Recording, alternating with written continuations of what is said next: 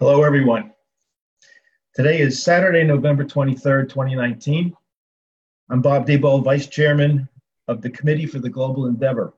Today we reconvene from a brief break and begin with Phase 5 and the 24th webinar in our series of webinars on the topic, Comparing and Contrasting the True Teachings of Jesus with the Traditional Tenets and Practices of Organized Institutional Christianity. This is topic 8 in the study guide called Revelation Revealed. Neil Waldrop is the author and also the chairman of the committee. I'm turning this webinar over to him now. Neil, over to you. Thank you, Bob. I'm delighted that we are now resuming. And we have the opportunity to continue our very interesting discussion that we last conducted on the 2nd of November.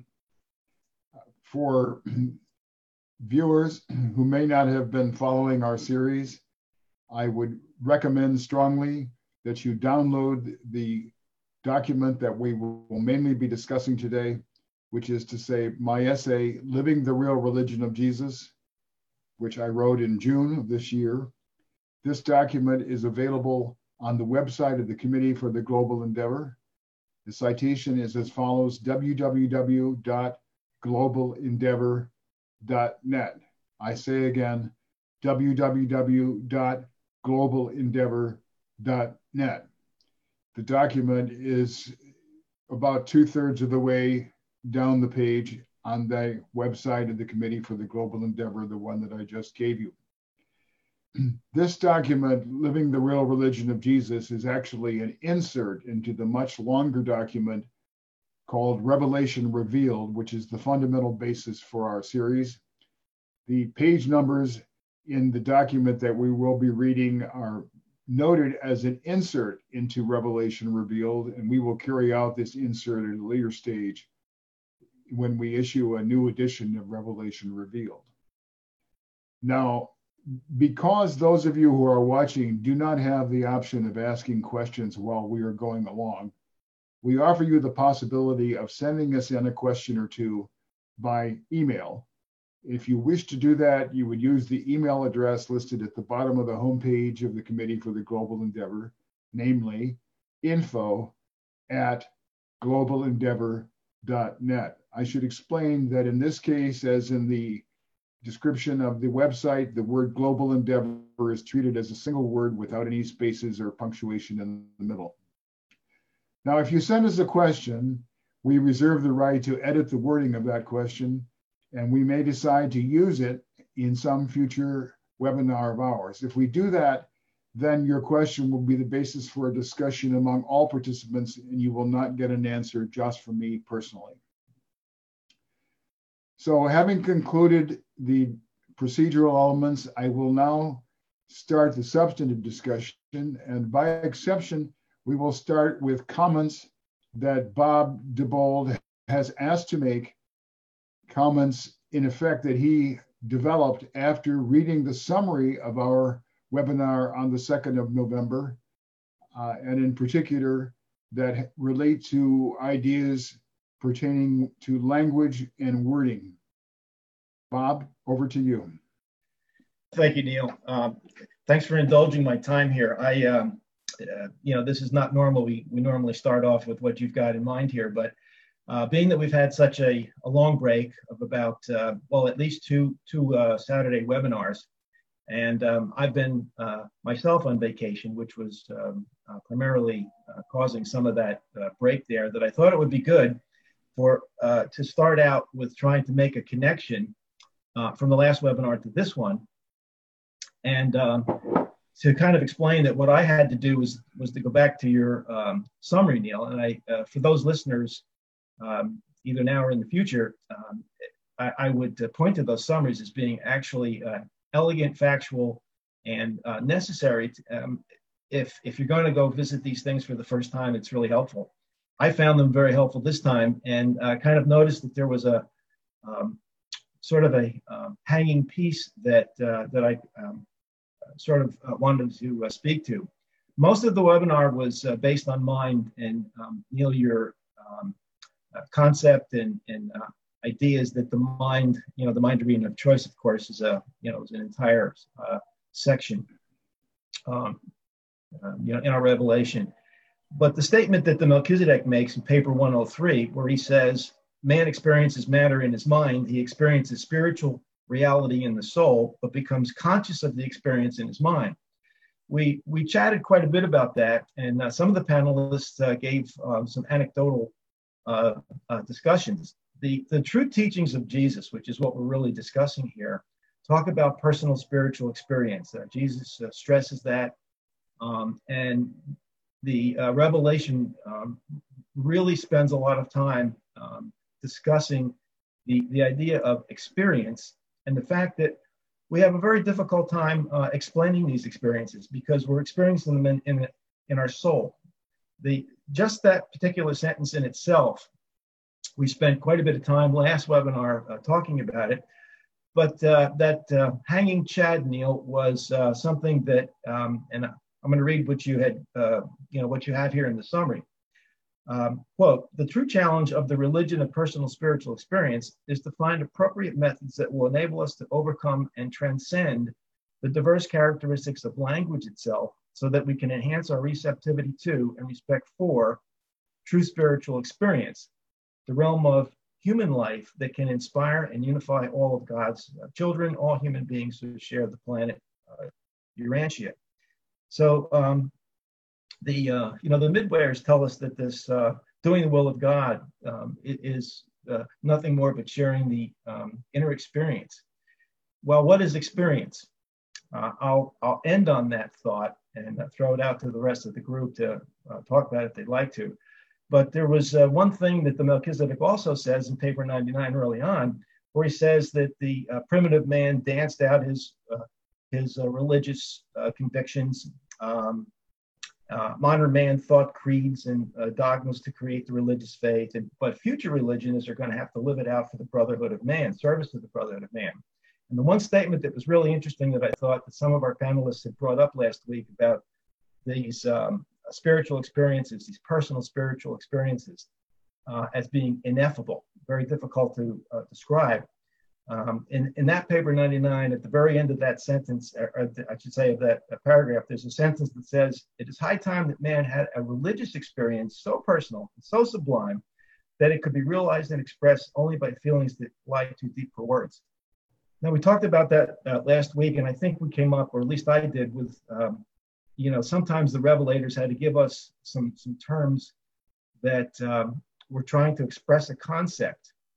And I think the term we brought up was eventuate, which has to do with when the grand universe goes to light and life, and we start to move out into the first outer space level as God the ultimate then becomes eventuated, and all the beings there will be eventuated. Well, we don't know what that means, but we do know that it's something that's different than evolution. So I got thinking, well, we kind of left it where we didn't come up with any, how is our language really progressing? And will these spiritual experiences really truly be always ineffable? And I think that we kind of all sort of agreed that technology was where we see some of the language moving ahead.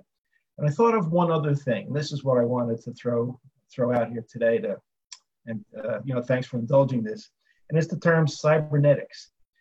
Cybernetics is a very recent term. It's not a conventional term yet, but it's the underlying process. It's the underlying concept and function of control and communication in both humans and animals and machines. And it's as recent as being coined by Dr. Norbert Wiener in 1948 as the scientific control of communication in the animal and the machine. Well, it's a very simple concept. It's a feedback concept. I mean, that's been around since Ptolemy had built a steam engine or pneumatic type device in Egypt.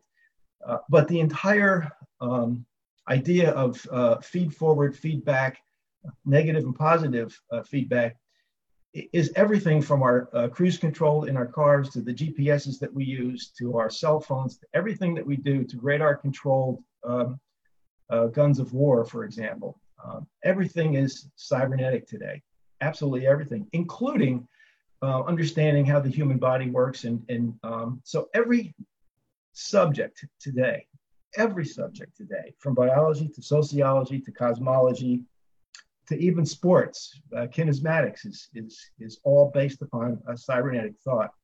Law, engineering, art, and education all have this underpinning of cybernetics.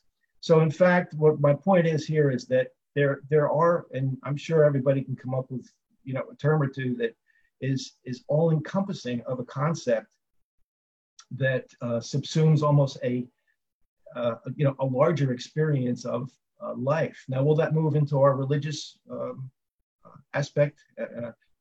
TBD, I suppose, on those. But I wanted to go back and then wrap this up with the last thought about experience. So these are personal spiritual experiences that today are ineffable in many ways. And we do need new terms and we do need new language. And I think that humans will progress to do this. There is no question in my mind that will actually happen. And as we said, we saw it in technology. But this idea of experiences, I think, may be the underpinning and maybe a linchpin for me as to how the Father has constructed this grand universe education system. In paper 1, section 5, there's 2 paragraphs, 15 and 16. I'm only going to read the last sentence as to why a personal spiritual experience is so important. The Divine Counselor says, the Universal Father realizes in the fullness of the divine consciousness all the individual experience of the progressive struggles of the expanding minds and the ascending spirits of every entity, being, and personality of the whole evolutionary creation of time and space. And all this is literally true for, quote, in him we all live and move and have our being. The Father relies on our experiences. And because we are experiencing these spiritual things in our soul, I think to understand the process and understand what the revelators are telling us and what Jesus's gospel has said, and we've spent so much time talking about Jesus that we forgot this gospel, I suppose, in Christianity. That's kind of what we're talking about here in these past webinars. That to focus on the experience and to understand when we have a personal spiritual experience, as some of the panelists actually gave some great stories last week, or I should say 3 weeks ago, is something that I wanted to bring up and I wanted to connect to where we're going to go today. Back to you, Neil. Thank you, Bob. I would like to draw an immediate connection to part of the discussion that I had with Doreen on the 2nd of November. She was one of the persons who had described her own personal spiritual experience, and I was probing the degree to which it was possible or not possible for her to express these experiences in words. And to the best of my recollection, we agreed, she said, and I agreed with her, that the words are not there, or at least the words convey only a limited amount of the reality. Now, in commenting on Bob's material that he has put forward, I believe that the vocabulary of the English language and other languages on Urantia will improve as time passes, and there will be at least a greater relative ability to explain spiritual experiences, although I doubt it will ever be fully accurate. Doreen, would you like to react to that or to any other aspect of what Bob has said? Sure, thank you. First of all, I understand, number one, you have to be careful. You're running a show. You have to be careful of the language. People will look at it because if they haven't had some sort of understanding or personal experience, they will interpret as those people are crazy. You can't talk to people that don't under its words when you read what Bob just said that Jesus said. Honestly, it's a transcendence, but I could have, if I would have been more prepared that you were going to ask me that, I could have put it in better language. I was so taken aback that you threw that at me. I didn't really think, because it really takes thinking to describe something that's not your normal for most people. And I have to be careful because I understand. I mean, I've been here over 30 years with the Urantia movement, and you have to be very careful what you say. If people had the same experiences, they would understand. But people who have not think you're just delusional. This is crazy. But there's fabulous things that happen, and you can't talk about it. And that is my problem. What you're saying, the language. How is it acceptable to the average normal person in the movement? Thank you, Doreen. And I will have to assure you that I was not trying to put you on the spot, but I thought that our discussion of this question of expressing spiritual experiences in words was very closely associated with the ideas that Bob put forward. I will now offer an opportunity to George or Stephen or both to comment on anything that Bob brought up or any aspect of it that you would like to add. George? Yeah, really an interesting idea, Bob. I'm a little confused about the relationship between cybernetics and the soul, but I guess we can talk about that later. In thinking about this issue of trying to describe spiritual experiences, it seems to me it inevitably involves philosophical thought, which coordinates materiality and spirituality. So we can't express clearly spiritual experiences because they're not material. So we need philosophy to make some sort of a bridge between the two. And the Urantia book, in the statement that you're going to cover next, which was the last paragraph that you covered in the previous session, it refers to the will of God. And it occurred to me, one of the problems we have with that term is that it's so often conflated with the idea of goodness, isolated goodness,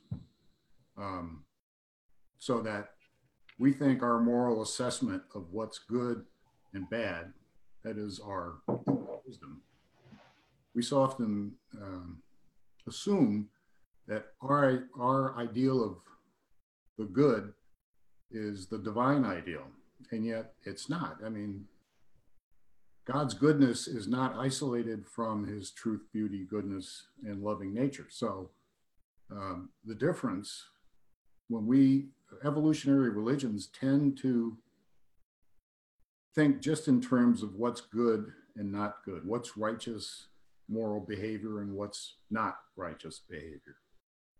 Whereas it seems to me what the Urantia book is trying to tell us is that the will of God encompasses more than the goodness of God. It encompasses truth, beauty, and love. So if you put those together, what do you get? You get wisdom, you get divine wisdom. And I found a quote in the book, which I think is relevant. Let me just read it. It's short. And it talks about the difference between evolved and revealed religion. It says, this is from paper 100, the characteristic difference between evolved and revealed religion is a new quality of divine wisdom, which is added to purely experiential human wisdom. And I think this addresses both religious experience and this issue of trying to find a way to express religious experience. Divine wisdom is not the same as human wisdom.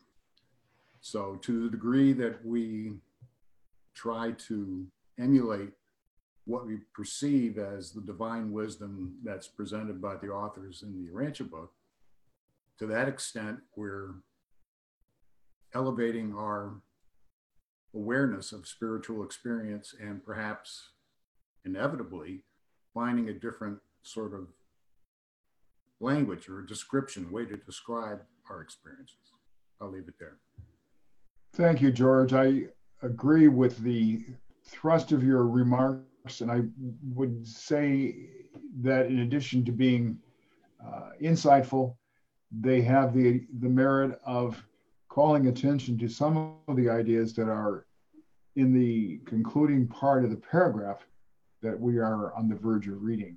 Stephen, would you like to add to this discussion? Just briefly, I was just wondering about the cogency of the idea that spiritual experience seems to be equated with inner experience. My idea of experience is that it's not inner, nor is it outer. It's some agglomeration of the two. You cannot have a purely inner experience because all your reference points are based on your outer experience, nor can you have a purely outer experience without having some kind of inner component to it. So the idea that we think of spiritual experience as an inner phenomenon, somehow trapped inside the brain or the mind, I'm not comfortable with that idea of spirituality as being primarily or exclusively inner. And cybernetics has something to do with that, because I think cybernetics has to do with the flow and control of information, and somehow cybernetics, in order to work effectively, I think, has to somehow homogenize or integrate the inner and the social aspects of human existence. And that's why I think that people are getting hung up in trying to convert inner to outer. It's not like they're two separate realities. It's one reality. And you just need to be able to be comfortable in accepting that what is inner is really what is outer, and vice versa, and not try to bridge a non-existent gap between the two. Thank you. I would agree in principle with what you have said. I believe that it falls into the general framework that Bob described based on an earlier quotation from paper 103, in which Melchizedek states that man experiences matter in his mind. He experiences spiritual reality in the soul, but becomes conscious of this experience in his mind. And so, in effect, the mind is the vehicle for combining inner and outer experience in the way that you, Stephen, have described. And in addition, it provides a framework for interpreting in some manner that we may find helpful and suitable in communicating with others. So the problem of combining inner and outer experience is indeed an inherent issue of the fact that the mind is a channel for spirit and also a channel for man's experience of matter. So I would like to, I'm sorry, Bob, you have a return request? Yeah, thank you. All really great comments back. And that particular statement, obviously, is a revelation in my mind that provides us a potential process that we may want to look at. And George, no, I never really tried to equate the cybernetics idea to what's really going on when the Melchizedek tells us how we experience matter and mind, which sort of makes sense. But the spiritual reality is what we experience in our soul. So no, I really never attempted to do that. But there is a process going on there that is revelatory in my mind, because I didn't have that particular process in mind before I read the Urantia papers. So thanks for the comments. They were all great. And sorry for taking so much time, but I really focused on that when I read Neil's summary. Thanks, everyone. Thank you. Now we will go to the main agenda, which begins with a paragraph from section 6 of paper 155 that is excerpted at the top of page 4 of my essay, Living the Real Religion of Jesus. On the page, it is marked as insert page 89A-4. This is because this material, the whole essay, will eventually be inserted into Revelation Revealed. But this paragraph that we are going to begin with actually is the third paragraph of a longer excerpt that begins at the bottom of page 3. And the entire set of 3 paragraphs is taken from Jesus' second discourse on religion. So the midwayers in presenting this material are in effect giving us a quotation from Jesus. Now, before we return to the paragraph at the top of page 4, I'd like to begin simply by repeating the first sentence of this excerpt from the first paragraph of it, which appears near the bottom of page 3. And that sentence reads as follows: every race of mankind has its own mental outlook upon human existence. Therefore, must the religion of the mind ever run true to these various racial viewpoints. So now I will indeed pass to the paragraph that concludes this same excerpt that appears at the top of page 4. George, would you be willing to read that paragraph for us? It begins, "Never forget." Sure, be happy to. Never forget there is only one adventure which is more satisfying and thrilling than the attempt to discover the will of the living God. And that is the supreme experience of honestly trying to do that divine will. And fail not to remember that the will of God can be done in any earthly occupation. Some callings are not holy and others secular. All things are sacred in the lives of those who are spirit-led. That is, subordinated to truth, ennobled by love, dominated by mercy, and restrained by fairness, justice. The Spirit which my Father and I shall send into the world is not only the Spirit of truth, but also the Spirit of idealistic beauty. Thank you. I believe that this paragraph, and particularly the concluding parts of it, correspond very closely to your remarks earlier, George, in which you commented that experience of a spiritual level is not just a matter of moral and ethical principles, that it includes beauty and truth and goodness and love, in addition to moral considerations. I would like to ask for comment on 2 sentences that are in the middle of the paragraph that George read, and fail not to remember that the will of God can be done in any earthly occupation. Some callings are not holy and others secular. What does that say to you, Stephen? Well, I'm glad to think about what we're going to be discussing later on in terms of the rendition of history by the in the Hebrew religion, and how they failed, according to what we're going to be reading, how they failed to distinguish between secular and sacred. And I believe that they did see all things as sacred.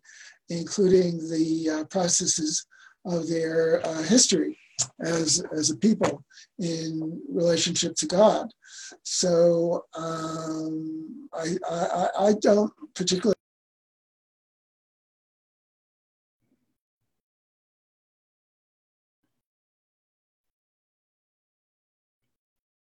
Just for comparison, Stephen seems to be having mechanical difficulties or electronic difficulties. Would you continue your thought, please? Yeah, I think I lost my bandwidth there. Well, I was just saying that the idea that secular history has, or secular work, or secular anything has an existence outside of the sacred is, I think, misleading and inaccurate. When we look at the Urantia book puts all of secular history in a sacred context, in a divine context. The universe, even though they describe it, cosmologically and astronomically, ultimately it is a divine phenomenon.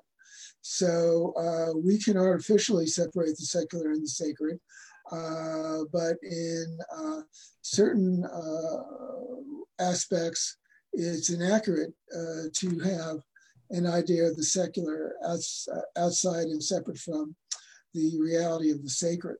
So I would extend what they said not only to individual occupational callings, but to our understanding of history and our place in history. Thank you. I would focus on the very literal meaning of the two sentences that I read. I'll read them again. And fail not to remember that the will of God can be done in any earthly occupation. Some callings are not holy and others secular. Now, on the very obvious level of outer meaning, this seems to be a denial of the idea that God particularly likes professional religionists who embody the authority of a religious group or body and who have claimed in most of history to have a superior standing before God to the position of regular believers who may be following the religion, but who are not professionally associated with it. Bob, would you comment on that? Yeah, I can, Neil. I struggled with that second part of that sentence there. Some callings are not holy and others secular. It's kind of an odd way to say exactly what I think you've just said, is that the Midwayers in describing what they're describing here having that sentence to follow after the fact that they tell us that the will of God can be done in any earthly occupation. That sure makes a heck of a lot of sense. I can be I can do any kind of a job. I can be a Starbucks barista. I can be an IT professional.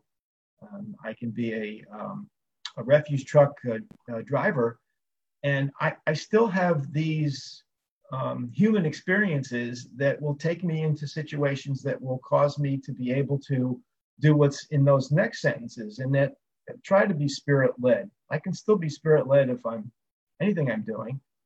And if I subordinate it to truth, ennoble it with love, dominate it with mercy, and to be restrained by fairness and justice, then I'm at least attempting to do the will of God.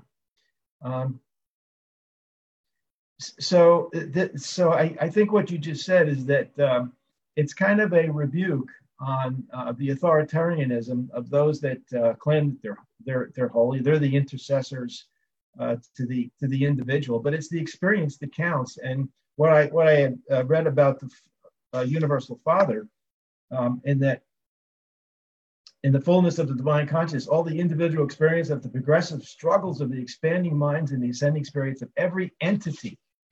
I'm sorry, that seems to just be something that I'm thinking of here again. Entity, being, and personality of the whole evolutionary creation of time and space. Now, they say this, the divine counselor says this, and I think that that's exactly what that sentence now supports to me, that the will of God can be done in any earthly occupation. Doesn't matter where I am. Thank you. I will offer Doreen and George the opportunity to comment further if they wish, or otherwise we can continue with the rest of the material on the page. Sure. You want to go on or you want to speak now, Doreen? Well, I could speak. Okay, go ahead. How long do I have? Until you stop speaking. Okay. So to me, the will of God is the ways of God. And what are the ways of God? How do I reflect that spiritual attitude, the spiritual values that are in me, that I have grown to understand and reflect it to others? So wherever you are, and you're right, Bob, it doesn't matter. But I can remember so many stories that I had, and I'll just tell a quick one. I was sitting and waiting in a restaurant bar to get my food, and there was one gentleman sitting next to me. And I thought to myself, gee, how am I going to approach this guy? I mean, he was about 40, And I thought of an idea, and I said, oh, excuse me. I said, I'm taking a survey on males, and I was wondering if you could answer some questions for me. And he was so pleased to do that. Well, that was just to engage him. But it ended up, we really, even after I received my food to take out, we stood another maybe 40 minutes just chatting. And he said he had a radio program. He was commentate, whatever it is, he had his own radio show. And I said to him, you know what? That's wonderful. Now you have an opportunity. See, I had to always kind of drop a little seed to people that, we always hear all this bad negative news. And I said, it is so demoralizing, don't you think? And I said, what if in the middle of your news program, if you put in some wonderful things that people are doing, something uplifting? I would be really interested then in listening to your program. And he said, wow, that's a really good idea. Just balance it out. And, so in other words, it was an opportunity to connect with him and, of course, discuss some of the philosophy that I picked up in the book.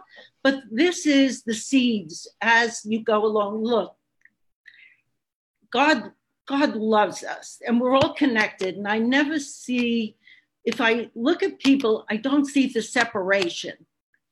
I may not be attracted to them, but it has nothing to do with the connection that you make, because that's how I see God treats us. And he acts in that way where we are his children.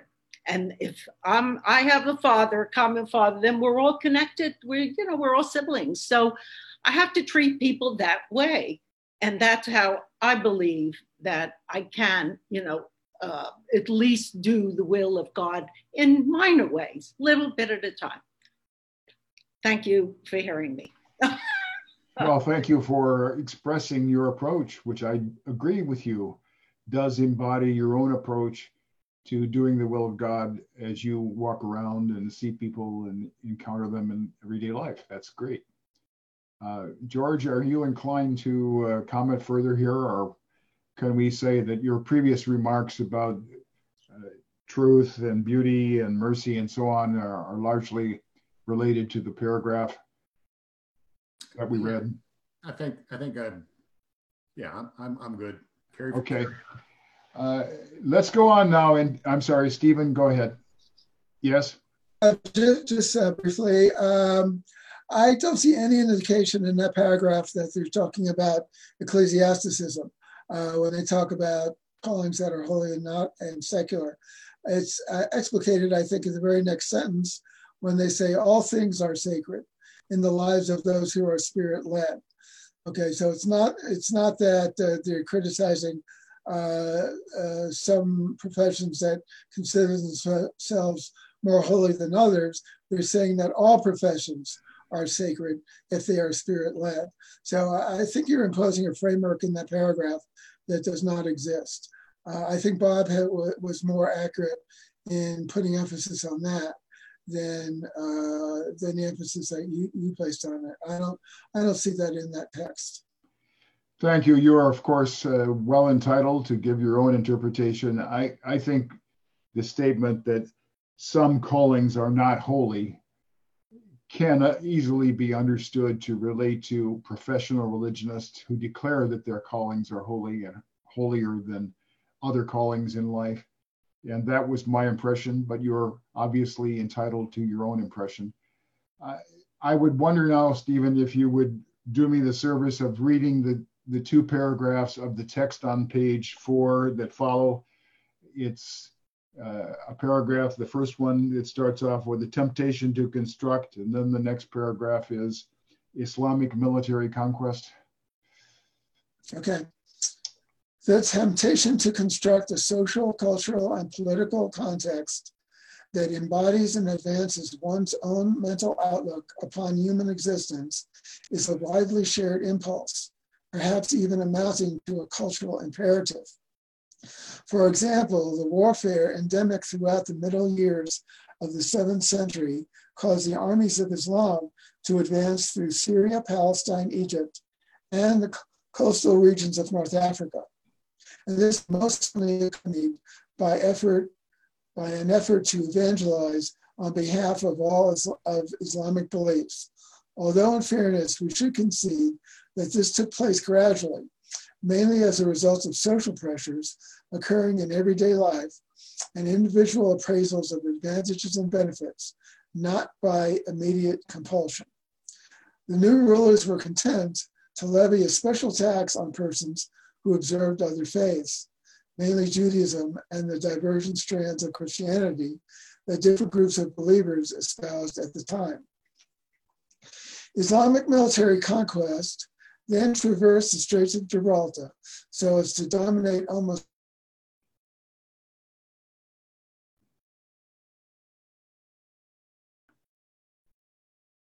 Stephen's audio has broken off. I wonder if it would be better for me to turn to Bob and ask you to continue reading that paragraph. Bob, would you please do that?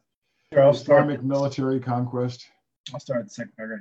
Islamic military conquest then traversed the Straits of Gibraltar so as to dominate almost all of Spain, followed by the opportunistic incursions into France that occurred from time to time until 732 CE, when the troops of Charles Martel, the grandfather of Charlemagne, repulsed the Islamic invaders during the Battle of Poitiers-Tours. Hope I said that right. Almost as if to intensify the campaign to preserve and expand the domains of Christendom, these impulses percolated through the decades that led to the year 800 CE, period when the troops of the Emperor Charlemagne conquered the pagan Saxons and converted them by Christianity to Christianity by force of arms. There is a footnote. Do you want me to read the footnote? No, just let it go. It basically says that the Saxons lived in Saxony, which is part of northern Germany, as it is now, as it was then. In any event, I would like to ask for comment on the distinction. When the armies of Islam advanced, people were eventually converted, but that occurred gradually and voluntarily as a matter of choices by individuals. Whereas when the troops of Charlemagne conquered the Saxons, the conversion occurred almost instantaneously by force of arms.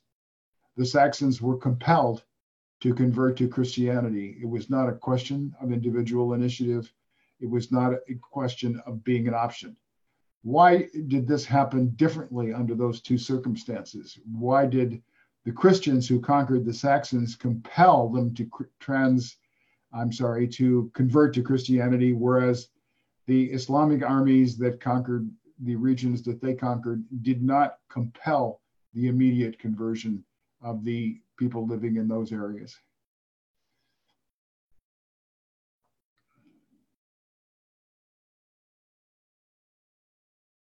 George? Yeah, Christians, all of Europe, I'm kind of jumping ahead because I was doing some reading regarding the next paragraph that you're going to cover. But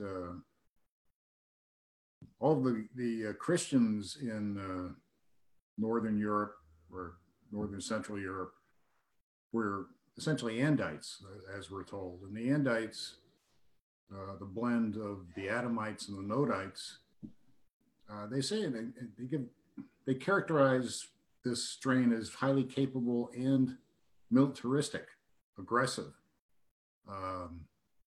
So, I mean, I'm just guessing here. I'm just throwing it out as a hypothesis, perhaps why Charlemagne and his followers, being Andites, were more aggressive. It just said, you have to convert because we're militaristic. We're going to make you.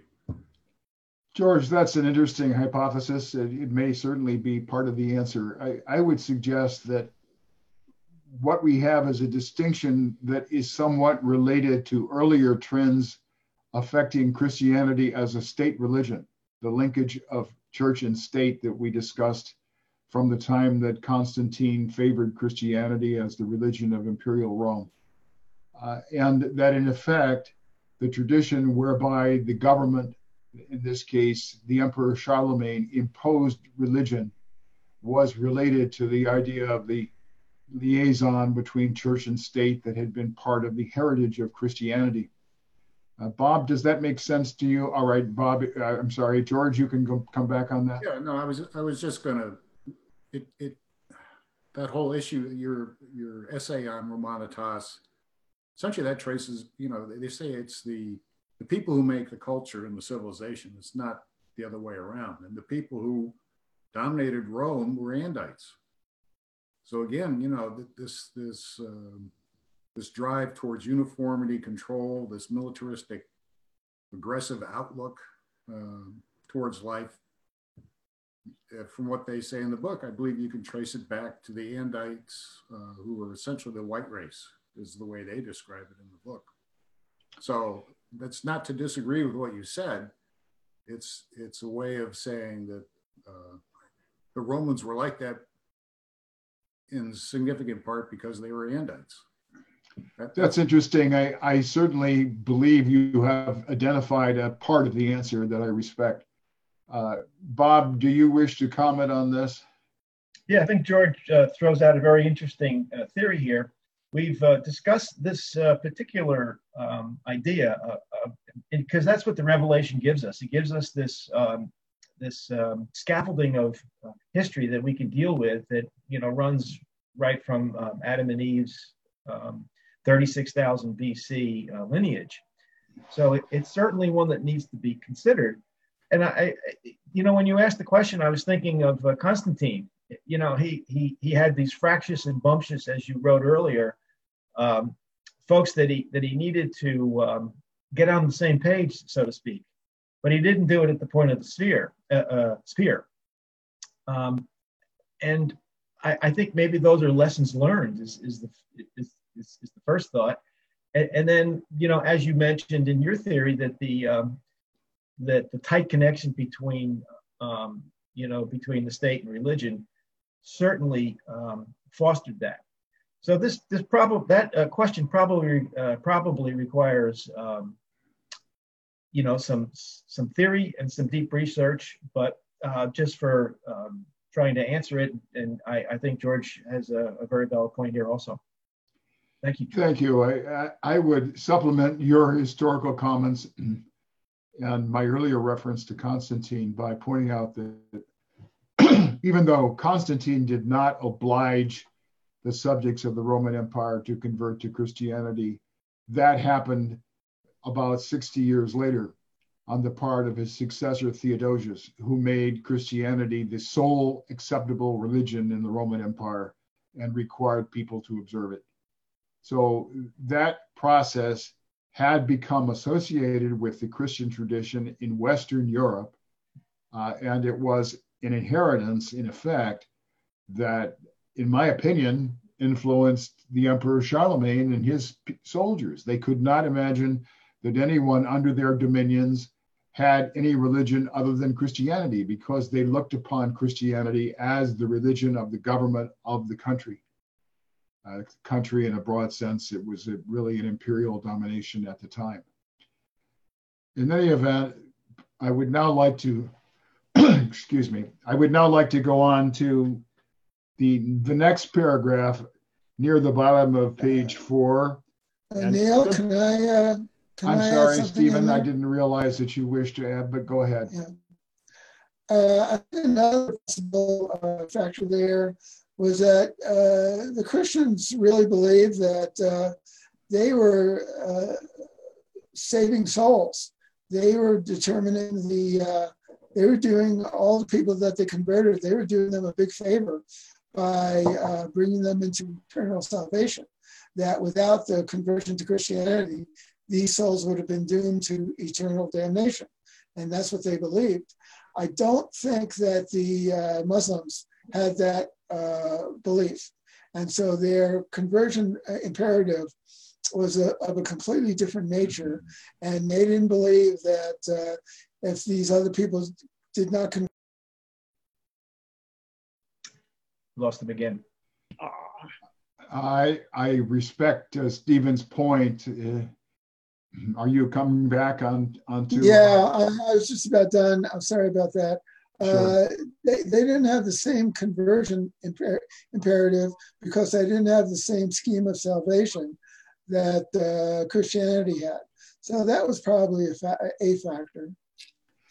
I agree with you. I would add a different element too. In addition to the fact that they did not have the conversion imperative that you've described as a theological matter, there is in Islam a respect for the religions of the book. In fact, they accord respect to Christianity and Judaism both as being religions of the book in addition to Islam, which is a religion of the book. Now, in comparison, the troops of Charlemagne were conquering people who were pagan. They did not have a book. They had, in effect, primitive religions that we can associate with nature worship and various pagan deities. So maybe that was a factor that also was part of this overall process. And the Muslims were not particularly kind to pagan populations that they came across. They did come across a number of pagan populations, and they treated them very differently, much more cruelly than they did.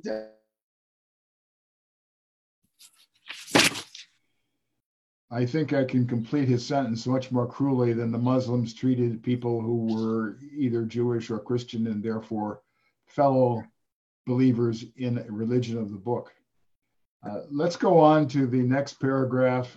George, would you read it for us? It's just a short paragraph. It begins, "Well, I shall refrain from recounting." Sorry, I don't have that up before me to read it. All right. Bob, may I turn to you? Sure. Well, I shall refrain from recounting the adventures and misadventures that can be linked with the Crusades or with the tumultuous upheavals that stem from the Protestant Reformation, except to note that in the middle years of the 16th century, German Protestants and Roman Catholics cast aside their mutual hatreds just long enough to conduct coherent and effective joint action that served to eradicate their common enemies, the Anabaptists. All right, I will give you the first opportunity to explain why they did this. They were fighting each other. They hated each other, but they combined. They did not combine their armies militarily, but they operated militarily in liaison and in cooperation to attack the Anabaptists. Why was this such a big deal for both sides? Well, that's a really good question. I don't know enough about the Anabaptists, and I'm going to pass this one along to someone else. All right. Well, I will supplement the information there by stating that the Anabaptists believed that it was inappropriate to baptize infants, that baptism should occur later in life at a time when the individual is spiritually conscious and has a personal choice involved in adhering to Christianity and would therefore be baptized later. The word Anna actually means twice. So from the perspective of Roman Catholics and Protestants in Germany, these views ascribed to the Anabaptists meant baptizing twice because the children were going to be baptized by the conventional process as infants. But why was this such a big deal for the Roman Catholics and the German Protestants? Stephen? I believe the Anabaptists were also quite anti-ecclesiastical. And that threatened the structure not only of the Roman Catholic Church, but also the structures as existed of the Protestant denomination at that time, which was essentially Lutheran. But they were equally anti-ecclesiastical in terms of the role of the clergy in their how they treated believers. And so both Protestants and Catholics were threatened by that. Thank you. I believe that you've identified an important element of this. Would you say that, in effect, the teachings of the Anabaptists were a threat to the authority of the established religious traditions, both on the Roman Catholic side and on the Protestant side? Yeah, especially in terms of dispensing the sacraments, which was the main role of the clergy. And the Anabaptists didn't only have a problem with baptism, they did have a problem with the clerical disbursement of other sacraments as well. So that was their bread and butter. That was the clergy's bread and butter. And of course, that would threaten them financially as well as politically, I guess you'd say. So if we can combine together the thoughts that you've expressed with those that I gave earlier, in effect, the Anabaptists were criticizing the entire linkages between church and state, the entire ability of the hierarchy of social and political leaders to dominate the spiritual views of society. Is that fair? Yeah, they were sort of an early equivalent of Quakerism, where they believed that the connection with God was internal and personal, I guess you'd say, and was not mediated externally by a clerical institution. So they were as much of a threat as the Quakers were perceived to be a century later, and were also excommunicated, so to speak. Thank you. And to make the matter obvious, the reactions that we're discussing led both sides of the divide, which we characterize as the Protestant Reformation, namely the Roman Catholic side and the Protestant Christian side, to exert military force and actually to kill people who were not conforming to their views on these matters which we consider predominantly associated with doctrine and discipline. In any event, these are events that occurred approximately 500 years ago, and I think we have to be aware that the psychology of society and human beings that exists now was not the psychology that operated then. George, may I ask you to read another 2 paragraphs? Do you have this material in front of you now, or are you still bereft of it? Is this from Revelation Revealed? From my document, Living the Real Teachings of Jesus. Living the True Teachings of Jesus, which is our, excuse me, the formal title is Living the Real Religion of Jesus, and we're now at the bottom of page 4. Is that what you have in front of you? Yeah, I can bring it up. Hang on a second. Okay. Page 4, bottom of page 4. Is that where it starts? Yes, it begins, if we accelerate. Okay. Can you read that paragraph and then one more, Sure. several generations later, that goes on to the top of page 5? Sure. If we accelerate to the early years of the 19th century, it is useful to bear in mind that for the Emperor Napoleon, the most important advantage of organized institutional religion, or at least the Roman Catholic version, was that it tended to make his subjects docile and obedient, a perspective that he appears to have shared with the Emperor Constantine. This, however, did not guarantee support from those who upheld the tradition of ecclesiastical authority, or popes, cardinals, and bishops seldom saw fit to promote the projects of the Emperor Napoleon, and sometimes quite to the contrary. Several generations later, during the final 1/3 of the 19th century, European powers carved up sub-Saharan Africa to their political and economic advantage, and the various episodes of military conquest triggered the ensuing trek of Christian missionaries who sought to convert the indigenous inhabitants. Although it is difficult to appraise the net balance of advantages and disadvantages, these evangelization campaigns clearly represented cultural imperialism in tandem with and as a corollary to political imperialism. Thank you, George. In considering these paragraphs and what we might say about them, I discovered a paragraph in paper 66, section 6, by Melchizedek that I think is quite relevant. It's just a single sentence, and it reads as follows. When Christian missionaries go into the heart of Africa, where sons and daughters are supposed to remain under the control and direction of their parents throughout the lifetime of the parents, they only bring about confusion and the breakdown of all authority when they seek in a single generation to supplant this practice by teaching that these children should be free from all parental restraint after they have attained the age of 21. To me, at least, this is an example of a cultural matter descended from the social and economic circumstances of Christianity, and a social and cultural matter that was not attuned to the circumstances of the people in Africa that the missionaries were seeking to convert. Does anyone wish to comment on this business about the idea of cultural imperialism in tandem with and as a corollary to political imperialism? Bob? Yeah, it certainly belies the idea that I was thinking forward to when we're going to discuss the paragraph about the Occident.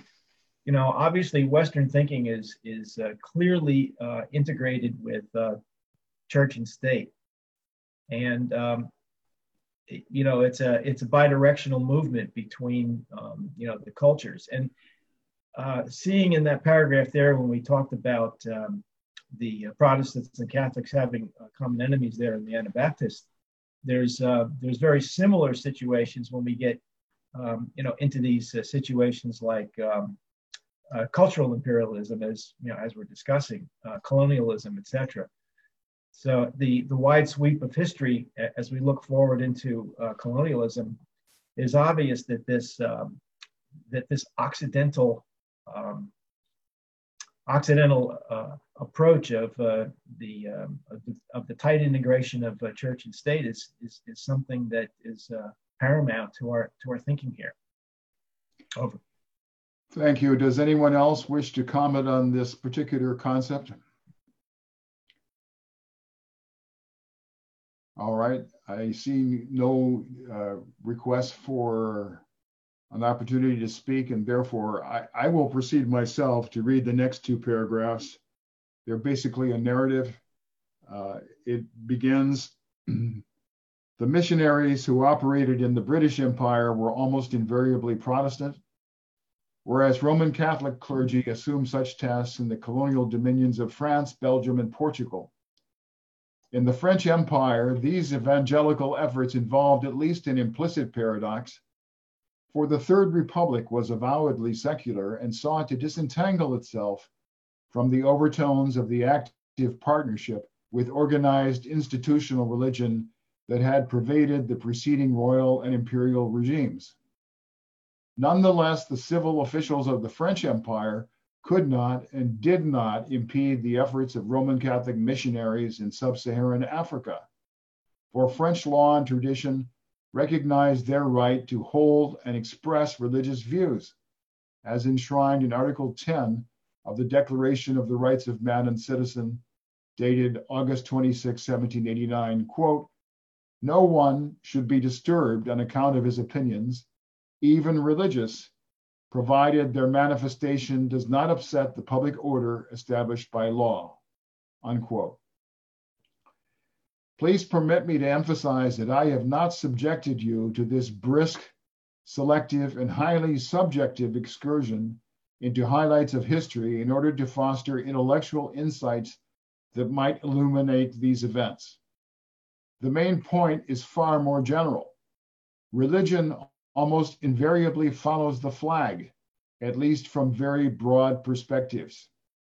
Further, we need to bear in mind that the various strands of Christianity embody cultural and social assumptions that are closely associated with the traditions, norms, and experience of persons who live in Western countries. This is the cogent explanation that we find in part 3 of the Urantia book, as credited to 2 Melchizedeks, or perhaps the same one. This set of paragraphs that I've just read are basically historical narrative. I do not believe that we need to have a round of discussion upon them, because I would like to focus on the comments by Melchizedek that appear in the 2 quotations at the top of page 6. Doreen, would you read the first quotation from paper 98, section 7, beginning, "As the original teachings of Jesus penetrated the Occident," please? Yes.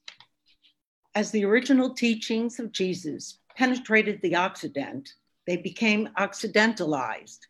And as they became occidentalized, they began to lose their potentially universal appeal to all races and kinds of men. Christianity today has become a religion well adapted to the social, economic, and political mores of the white races. It has long since ceased to be the religion of Jesus, although it still valiantly portrays a beautiful religion about Jesus to such individuals as sincerely seek to follow in the way of its teachings. It has glorified Jesus as the Christ, the messianic anointed one from God, but has largely forgotten the Master's personal gospel, the fatherhood of God, and the universal brotherhood of all men. Thank you. That went very smoothly, Doreen. I compliment you. Would you please continue with the next quotation, the following paragraph? Sure. The Christian religion is the religion about the life and teachings of Christ based upon the theology of Judaism, modified further through the assimilation of certain Zoroastrian teachings and Greek philosophy, and formulated primarily by 3 individuals, Philo, Peter, and Paul. It has passed through many phases of evolution since the time of Paul, and has become so thoroughly occidentalized that many non-European peoples very naturally look upon Christianity as a strange revelation of a strange God and for strangers. Thank you. Now, in preparation for this webinar, I circulated a variety of documents to the participants. One of the documents that I circulated was an article that appeared in the November 7th issue of the Washington Post, entitled "Here's the Weird Thing About a Post-Christian Christendom" by the journalist Megan McArdle. I circulated this article because it seemed to me quite relevant to this discussion about the cultural overtones of Christianity being associated with the white races and occidentalized and so on, that appear in the 2 quotations from papers in part 3 of the Urantia book that Doreen just read. Now, when Bob received this article from the Washington Post dated November 7th, he thought it was extremely important and valid for our purposes, and he recommended that we read it out during the course of this webinar. Bob, since you made this suggestion, I have the impression that this document, an article from the Washington Post of November 7th, may be in front of you. Am I correct? It is.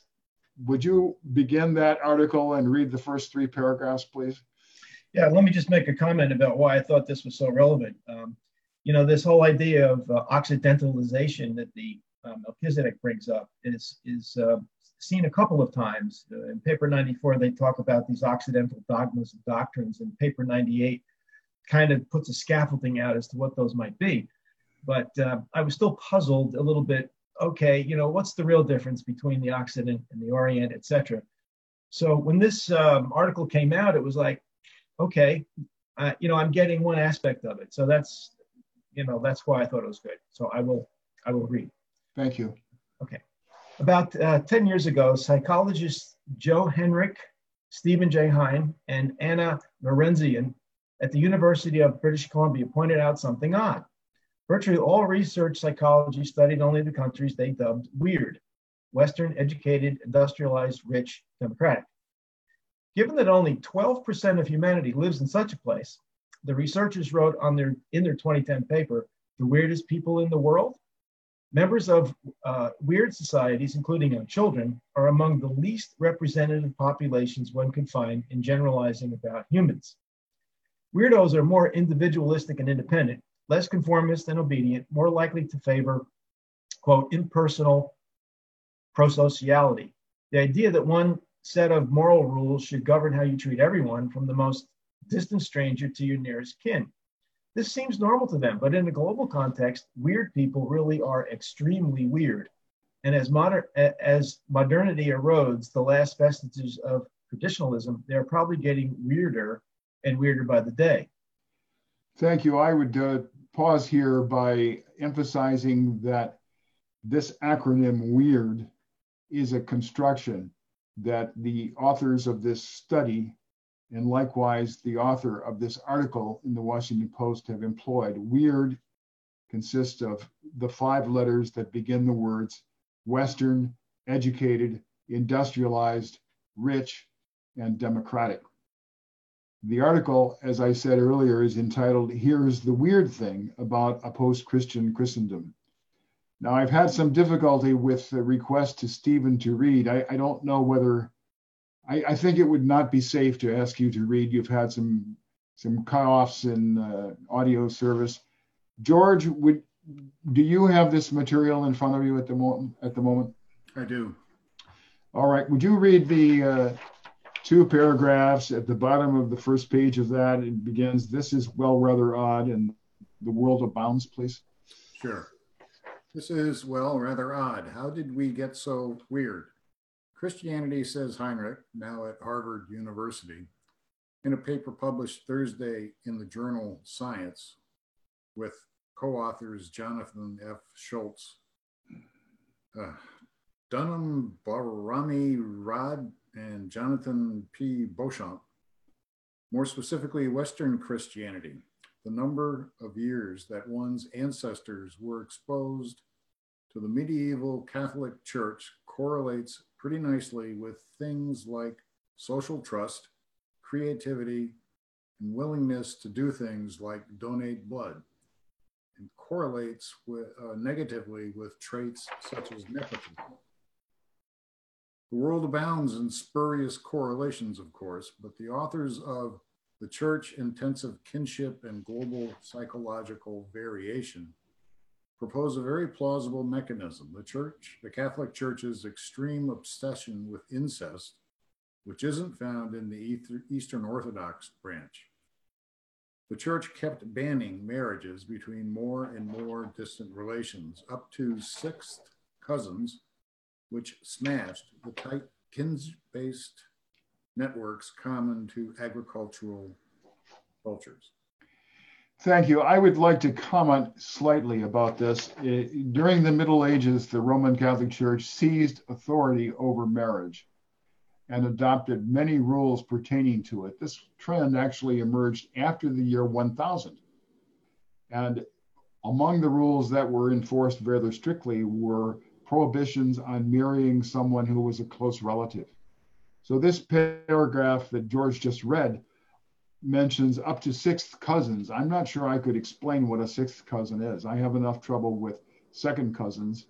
The word cousin itself means first cousin, in effect, in the way we mostly use it.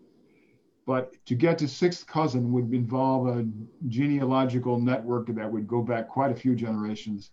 And I'm not sure that I could evaluate that term. I would now continue this reading that George where George left off by reading the next 3 paragraphs myself. It begins, over the centuries, Europe thus had to reinvent its society around the individual rather than the family, after which all sorts of possibilities arose that had not been available in a world where, quote, family values, unquote, ruled every aspect of individual life.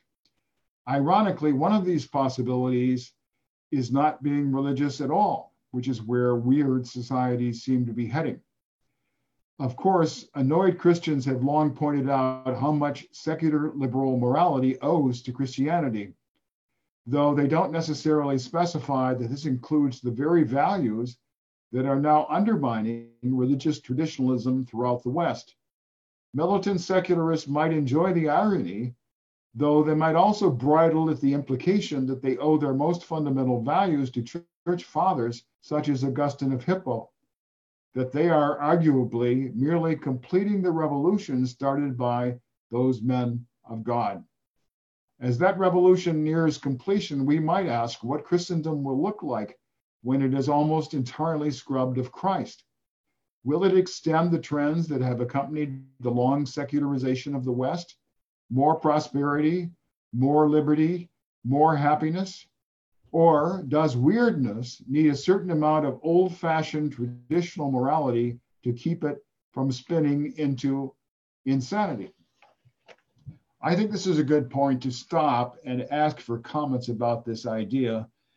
In effect, the author is posing the question as to whether the underlying traditions of Christianity expressed in moral terms have become so integral a part of Western reality that abandoning them would cause a tremendous gap in our awareness of the world and the ways we behave. Bob, would you like to answer that or try? Sure. Thanks, Neil. Yeah, this is really interesting and very deep, to say the least. One of the thoughts I had as I read those 3 paragraphs the first time was what the Melchizedek says, that without the secular totalitarianism that I think it was the Melchizedek, it might have been the Midwayers, that they were talking about as being the potentially the emergency as to why the revelation is here. I'm not sure that's the case, but it certainly is one to think about. I highlighted a couple of things. And the first one was that over the centuries, Europe had to reinvent its society around the individual. And in the study of management thought really has to deal with the individual. And when I might have mentioned this before, that as the 20th century started to expand into larger industrial companies, the style of individual management made it very difficult to produce quality. If we look back at the 50s and the 60s, we all thought that products coming out of Japan were really inferior, when in fact by the 70s we found out that they were not, because they were actually implementing quality in a way that that the individual idea in our management thought at the time just couldn't do it. And it has taken and still is taking. We're now globalized and there's companies all over the place. But the fact that the individual is not the important person when it's coming to produce quality and service is something that was very difficult for the Occident, for the Western world to be able to embrace. The other one I underlined was the values that are undermining the religious traditionalism throughout the West. And that made me think about secular totalitarianism, because the secular liberal morality is what is sort of undermining the traditional Christian thought. The other thought that the other sentence that I underlined here was, does weirdness need a certain amount of old-fashioned traditional morality to keep it from spinning into insanity? I think it was the Melchizedek that said, without God, without this, this secular totalitarianism is going to put us into some serious, I suppose, insanity spinning. So there's a lot to talk about here, and I think that those three ideas to me were the most salient ones. Thank you. I am treating this article as an illustration of the Occidentalization of Western tradition of Christianity. And therefore, even though there are many interesting avenues that we could explore if we were addressing this as a topic in its own right, I prefer to do this rather briefly. George, would you continue with the next two paragraphs in the article, the militant opponents, and nor is that necessarily? The militant opponents of traditional morality will consider the answer to this question too obvious to even speak out loud. Yet, whatever its faults, Christianity also stressed certain key virtues like radical forgiveness that might have helped soften conflicts in a world where we deal mostly with strangers rather than close kin. It also promoted family formation, providing the population growth without which individualist, weird institutions like the welfare state will most assuredly break down. Nor is that necessarily the only thing breaking down in the new dispensation. Traditionalists might note that the left fears and hates President Trump's post-religious followers on the right even more than it loathed the moral majority. And they might note too that the secular left sounds suspiciously religious when it talks about social justice, suggesting that the question might not be so much, should we do without religion, as can we, or which one? Thank you. I will reiterate my view that this article contains many interesting points, but that for our purposes today, we will just cover it rather briefly. Therefore, I propose to read the final two paragraphs of the article myself, which go as follows. As to which Christians will no doubt want to point out the ways in which post-Christian Christendom compares badly with the original model. How much today's cancel culture looks like heretic hunting without the possibility of absolution.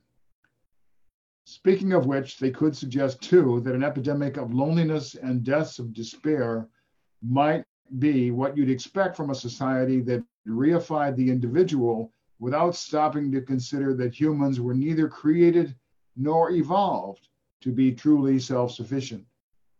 All in all, one can make a worryingly persuasive case that even the most militantly secular among us would be better off if we were at least a little more normal and slightly less weird.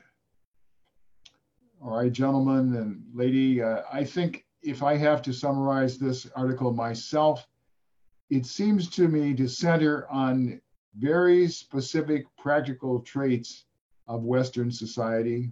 On the one hand, Western, educated, industrialized, rich, and democratic. But much of what the author is saying also has to do with the relationship between the individual and the group. These are factors that Bob mentioned in his earlier remarks. Bob, would you like to wrap this up since you were the person who took the initiative in asking us to consider this article? Yeah, I as I started out saying, I saw this article as being supportive of what are those dogmas, doctrines, cultures, thinking, and associated mores that are Occidental, that the Melchizedek, sort of cautions us against. I'm not even sure that I would say that he rails against these things. Maybe that's a little bit too strong. That last part, the last sentence,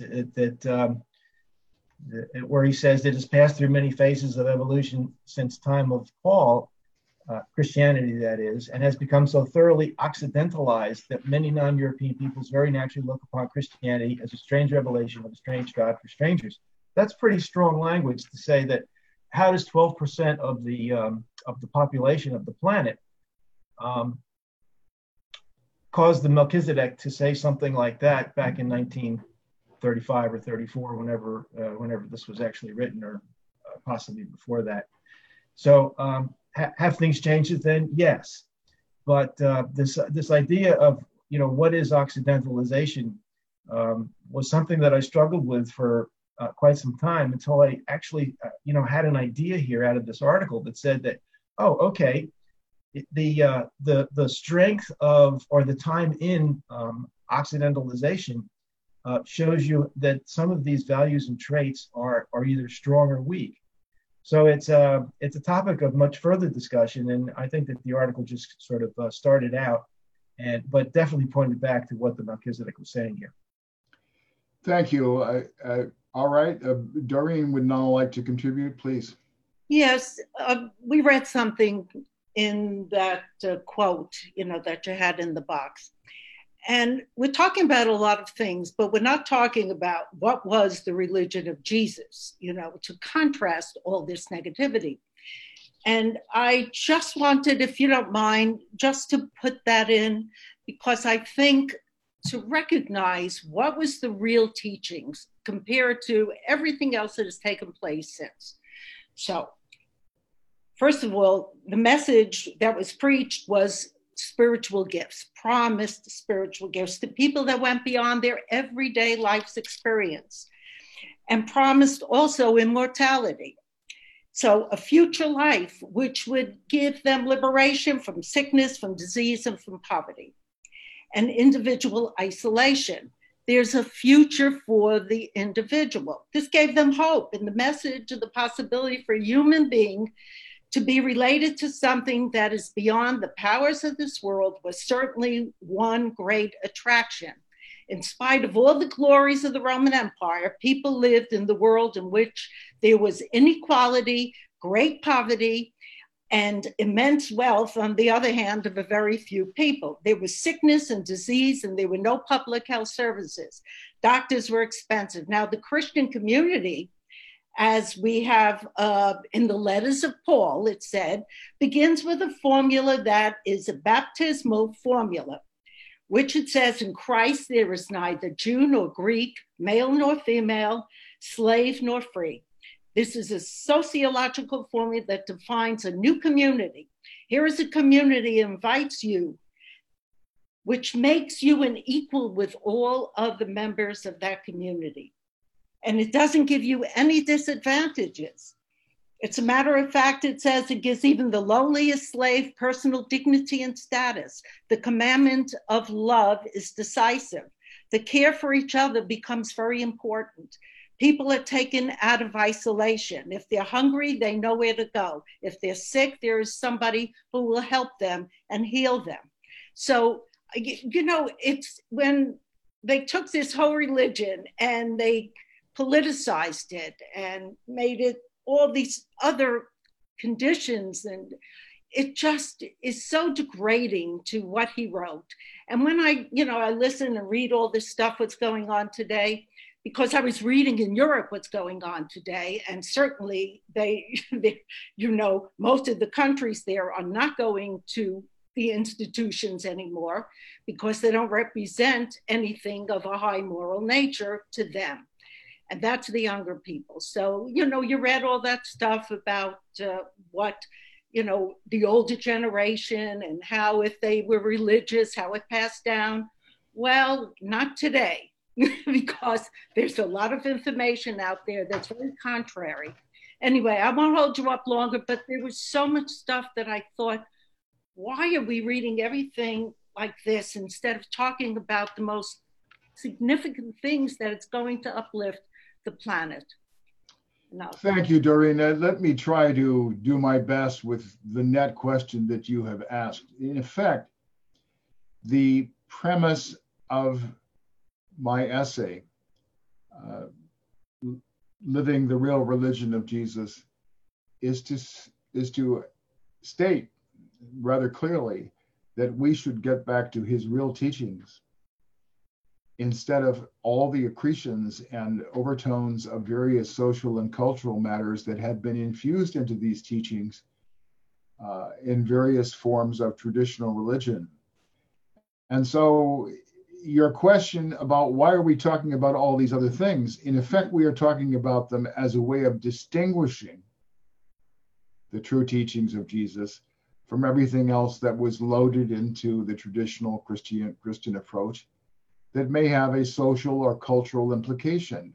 So for example, in the sentence by Melchizedek that I read before, the teachings of Western culture about the age of 21 being the age of an adult who is no longer subject to his parents was added to anything that might be termed religious and was preached in sub-Saharan Africa as a matter detracting from their traditional culture and their social environment. So this was an example of something out of Western cultural tradition that was infused into the preaching of Christian missionaries in a place where the cultural and social tradition was very different. So to answer your question once again, or at least to try to sum up my answer, what we are trying to do is to see why it is necessary to emphasize the true teachings of Jesus and by implication, set aside those aspects of the tradition that represent social and cultural or even political norms that have to do with the West. The message of Jesus is not a message just for Western persons, whom the author of the article used the acronym WEIRD to describe. Yeah, definitely. All right.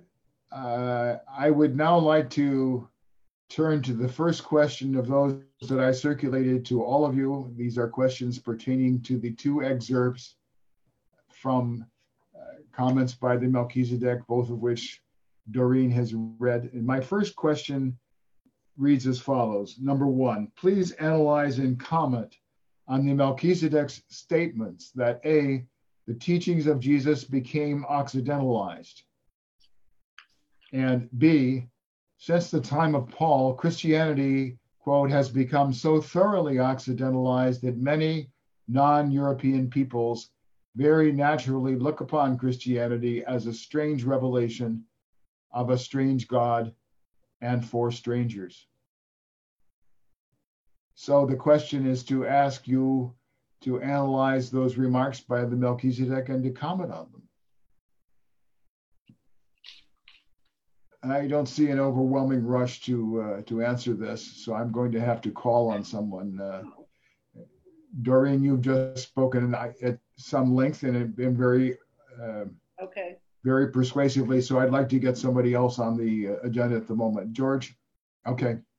Okay. Right. So the question is, what does it mean to become occidentalized? In that first paragraph that you read, apparently this means becoming occidentalized means the religion has become, quote, well adapted to the social, economic, and political mores or morality of the white races. So apparently that's what they mean. This reference to white races is, of course, sensitive, but I pursued it anyway, despite the difficulty of doing so in this day and age. And white races are different than, they have different characteristics than the other races. And let's see, where is it? The term Andite. No, where is it? Anyway, the white races that settled Europe are Andites, which are a blend of the Adamites and the Nodites, and some of the Sangate tribes. So they're typically more aggressive. Instead of going through everything I collected here, let's see. Where is it? Okay, to To every nation to which they, the Andites, journeyed, they contributed humor, art, adventure, music, and manufacture. They were skillful domesticators of animals and expert agriculturalists. For the time being, at least, their presence usually improved the religious beliefs and moral practices of the older races. But then it goes on in another place to say that the Andites, being a blend of the Adamites and the Nodites, the Adamites were pacific, the Nodites were belligerent. And the union of these two stocks, as later mingled with the Sangak races, produced the able, aggressive Andites who made actual military conquests. So my surmise is from both that reference to what they say about Occidentalization and in the second paragraph about European influence, or the European nature of Christianity, it seems to me you can't remove the characteristics of Christianity as it developed from the teachings of Jesus from the race that adopted it. In other words, the white race has certain characteristics which show up in Christianity, which were not there in the religion that was taught by Jesus. Thank you, George. I appreciate your analysis, and I commend the general thoughts. I would say, as a matter of elaborating a little bit on the analysis of the racial antecedents, most likely the Andite percentage in the northern white races is still a minority. The description in other passages in the Urantia book talks about the combination of Andites with the blue race in Europe. And so we do have a percentage of Andite blood, as you've described, that is significant, but there are other elements too. Yeah, I mentioned that. The Sangak, the blue man, or rather the Andite percentage is less than 20%. Okay. In the teens. Thank you very much. The only point I was really trying to make was that race is an issue in Christianity. Specifically, the white race is an issue with the way that Christianity has developed. I agree with you, and I would like simply to restate the point in a way that will not seem racist, if you allow me. You said yourself that this is a delicate matter. Right. We are not talking about the race as such. We are talking about the social, economic, and political customs associated with the white peoples. And that is the burden of the statement by the Melchizedek that Christianity has become a religion well adapted to the social, economic, and political mores of the white races.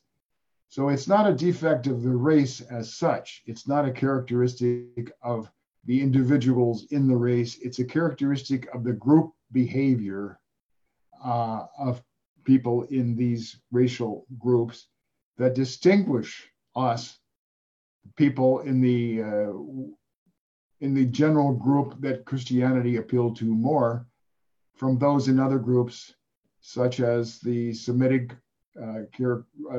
races, such as the Oriental races, such as the Sub-Saharan African race.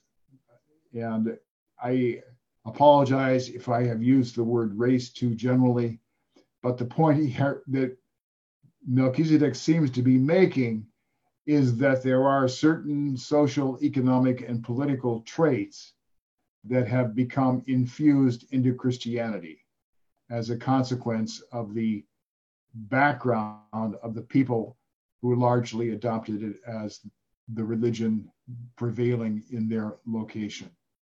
Stephen, you earlier asked to speak. Are you prepared to speak now? Yeah, my system will let me. The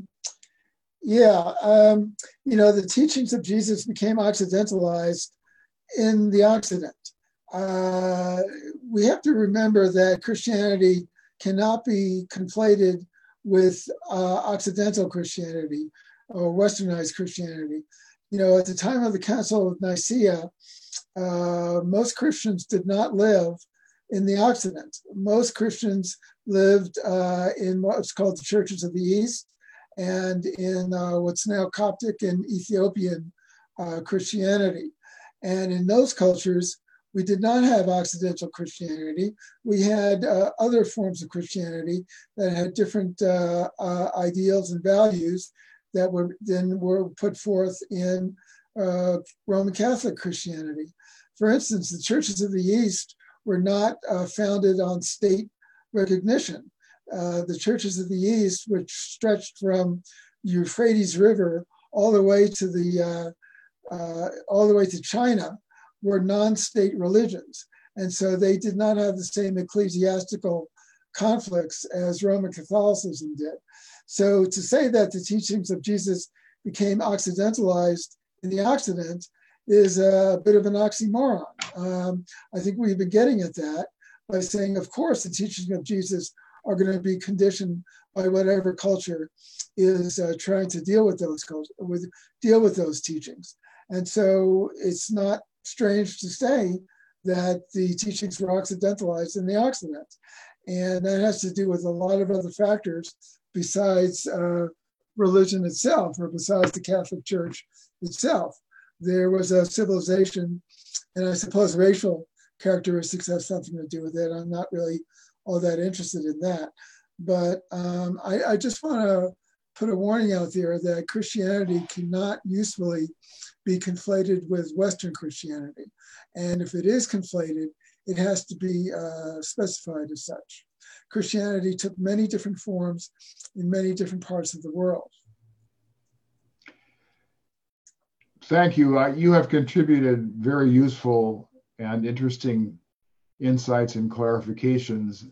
I would elaborate slightly by stating that at the time of the Council of Nicaea, most Christians spoke Greek.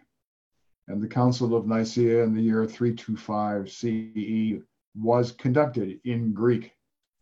Most Christians in the West spoke Greek, not east of the Euphrates. Yes, but the Christians east of the Euphrates were not very numerous compared with the Christians in... They're up to 20% of the total population of Christianity at the time. So that's not a meaningless... Yeah, at that time, yeah, which actually extended right up to the 14th century.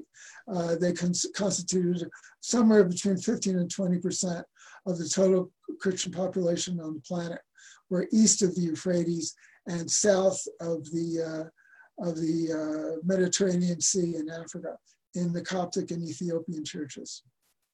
I understand. I think by implication, your comments and analysis make it clear that the paper in which the Melchizedek is commenting is written from the perspective of Western Christianity. And I agree that, for example, Ethiopian or Egyptian Coptic Christianity has different traits to it, and that those groups are part of the term Christian. Nonetheless, in effect, the comments of the Melchizedek are basically attuned to Western Christianity. You have said, in effect, that to say that Western Christianity has been Occidentalized involves a usage of words which is effectively self-evident, because Occidental means Western. It's simply another word for Western. It is the Latin vocabulary, whereas Western comes from the Germanic side of the English language. I don't know if anyone else wants to comment on this. Bob, do you have comments about the Occidentalized characteristics of Christianity? Yeah, I'm going to take a slightly different approach to this, because I did say some things earlier about Occidentalization. Gandhi, when he was asked what he thought about Western civilization, he said it would be a good thing, and I think that maybe highlights the differentiation between maybe East and West. So I got thinking of Stephen, yourself were just talking about the geographies. And I did take a look at that a little bit. So if there's the Occident, the Levant, and of course the Orient. And what it seems to me is that the Orient is in three parts. There's the Chaldean Christians, I think, is what you were referring to, Steve, as one of those 20%ers that was east of the Levant. And then, of course, there's the Near East, which includes India and Nepal and Iran, I suppose. And then the Far East, of course, which is China, Japan, etc. So the Edward Said is, I looked up on Google Books. Edward Said in the 60s and 70s wrote a lot about Orientalism. So I went to that to say, okay, so what is the difference in thinking, and why would the Melchizedek say that the Occidental God would be a strange God from strangers? Of course, I'm paraphrasing. So what we need to do here, and I want to point back to what Doreen, what you brought up, because the Perfecter of Wisdom tells us that the true perspective of any reality problem, human, divine, terrestrial, or cosmic, can be had only by the full and unprejudiced study and correlation of three phases of universe reality: origin, history, and destiny. And the proper understanding of these three experiential realities supports the basis of a wise estimate of the current status. So I think what Neil was saying is that we're trying to get to the current status, origin and history, of course, and we're doing some of that even today. But you're pointing to the destiny and saying, okay, we've got to see where this is headed to. Maybe we're kind of getting around the edges on that a little bit. One last thought is that Abner. Abner ran into some admin problems with Jesus's brother, and of course he ran into philosophical and theological problems with Paul. But Abner was in the Orient, so to speak. Those were the Oriental churches, and I got I've seen some discussions and even some papers on what do you think happened with Abner? Why did he have some difficulties in the Revelation really doesn't tell us a heck of a lot, other than the fact that he was unremitting with the gospel of Jesus, and he never approached the gospel about Jesus. So this is a complex question, Neil, and the Melchizedek has certainly provoked us into thinking how do we take a real objective look at this current status to say, well, how does the East and West correlate with, and so that the Occident doesn't bring a strange God from strangers. One other quick thought is that the difference in what I found, at least from what the papers tell us, is the concept of the Brahman mind, which really wasn't quite the Oriental Christian. It was more of the Near and Far East, but it was more of, and they say some very positive things. And let me just read one paragraph about that, because it is a different way of thinking about religion than a personal God. In the concept of the Brahman, the minds of those days truly grasped at the idea of some all-pervading absolute. For this postulate was at one and the same time identified as creative energy and cosmic reaction. Brahman was conceived to be beyond all definition, capable of being comprehended only by the successive negation of all finite qualities. It was definitely a belief in an absolute, even an infinite being, but this concept was largely devoid of personality attributes and was therefore non-experienceable by individual religionists. So understanding that if you start moving towards the East, there's this pervading idea that started with the Brahman idea and still permeates many of the religions in that as we move east. And those are different ways of thinking. So just a couple of quick thoughts there, and much to talk about this, to say the least. Back over. Thank you, Bob. I would contribute to your remarks about the Brahman theology or philosophy by saying that this is a strain of thought that is largely associated with Hinduism. It does not necessarily apply to Buddhism. and it certainly does not apply to the Shinto tradition of Japan.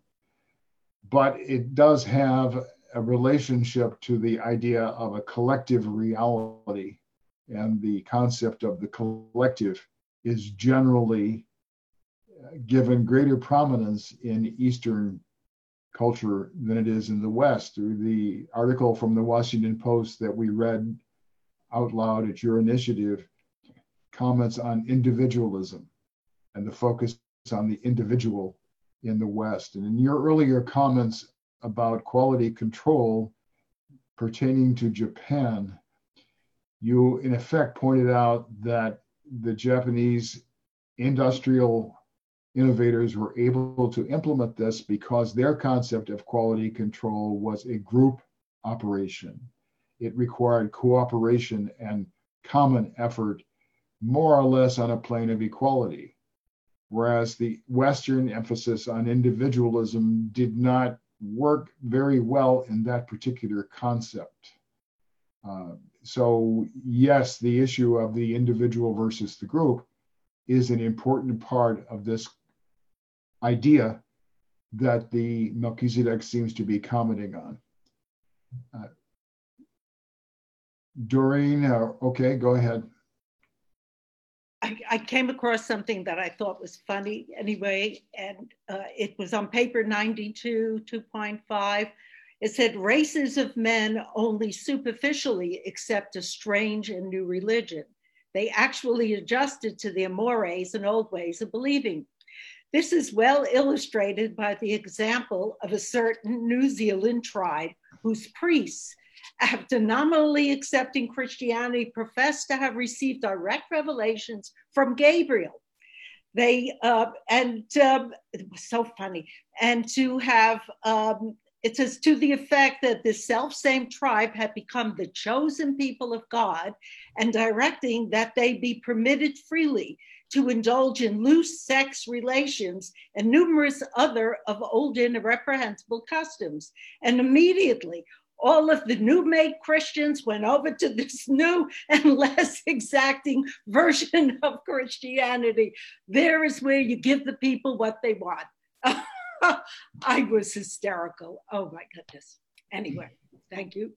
Thank you. I think the example that you've given is an indication of a tendency of individuals embodied in some society to adapt new teachings to their own circumstances.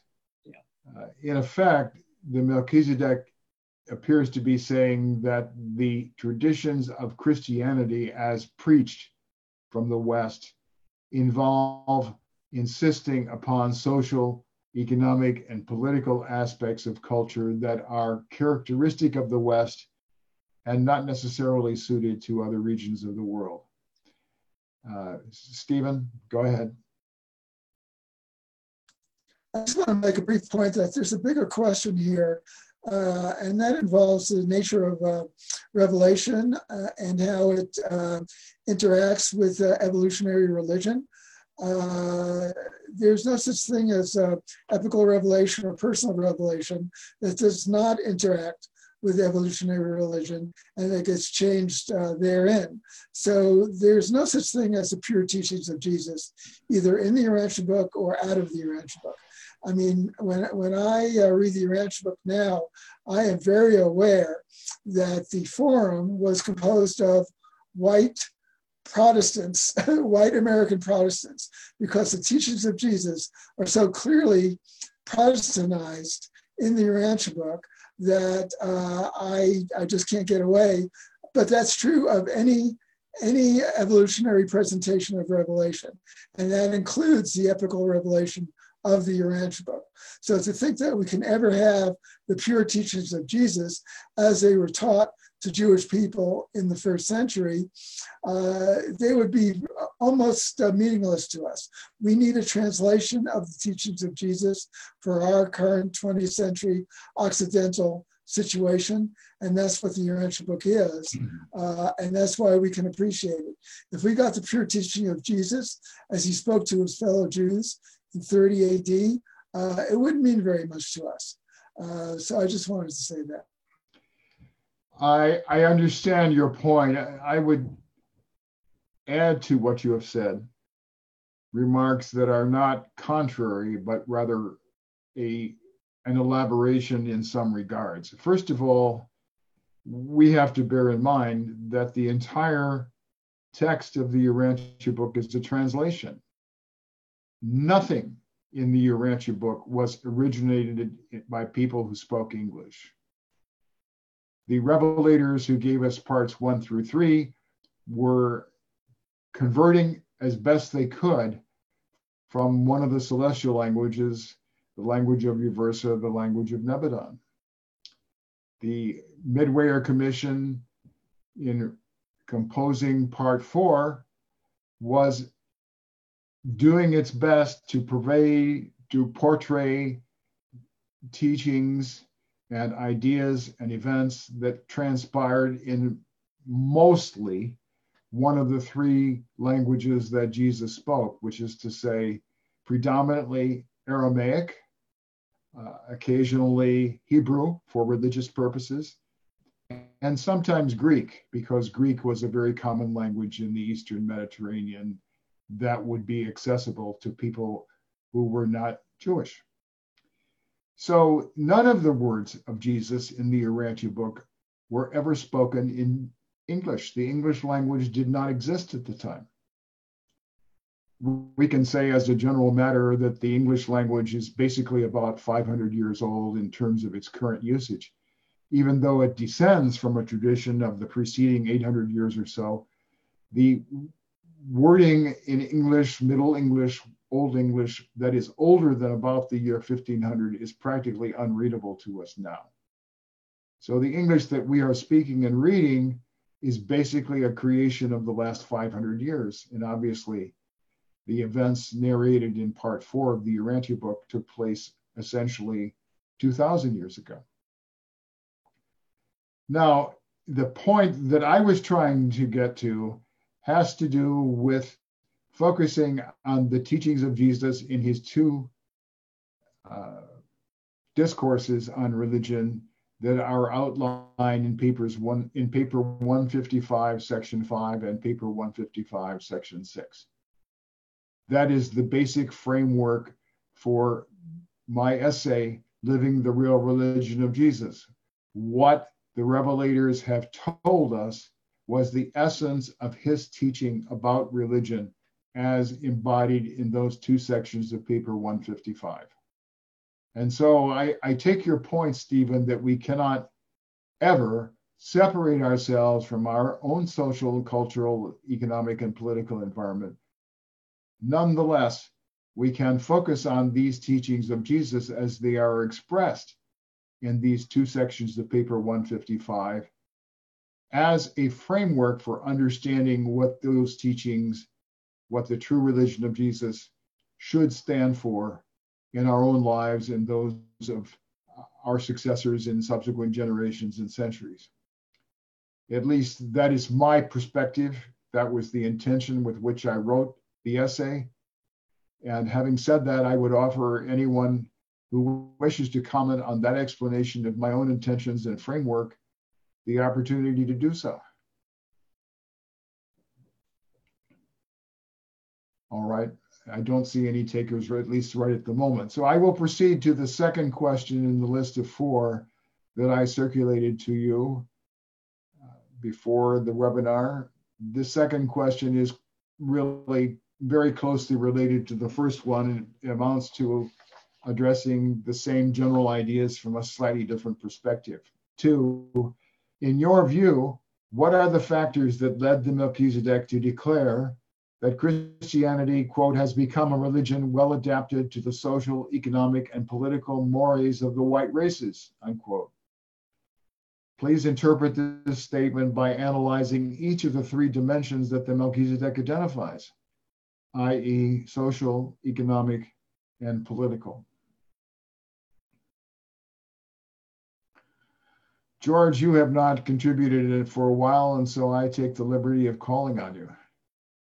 Yeah, I think one of the characteristics that we discussed actually previously was the characteristic individualism of Europeans, now Americans, Western Occidentalized civilization, as compared to most other regions of the world, which place more emphasis on the social complexities. And, you know, an interesting thing about this difference in emphasis is that I'm not sure how well the Urantia book's going to go over in other cultures where they don't have this strong emphasis on personal experience. In other words, in the West, we talk about personal experience and it means individual experience, whether we're by ourselves or in a group. We talk about personal experience, which really just is distinct from social experience. In other words, the West really is the place on this planet where the concept of personality has its highest development. That's what individualism is. It has lots of negative connotations, meanings, and contexts. However, without the concept of the individual, there is no concept of personality. And in other parts of the world where the individual is de-emphasized and the social group is emphasized, the concept of personality is not as well defined. And we saw that when we were talking about the concept of Brahman. It's not really a personal concept of God. It's more like a philosophic absolute. So that's one of the things, by becoming Occidentalized, in other words, to a large degree, our concept of God is a projection of our concept of ourselves. So to the degree that we become more personal, God becomes more personal. In other words, a personality, as opposed to some sort of abstract philosophical concept of the absolute. Thank you. I would like to offer a domain of culture and civilization that may not occur to you automatically, but that does seem to me part of the differences, specifically the domain of law.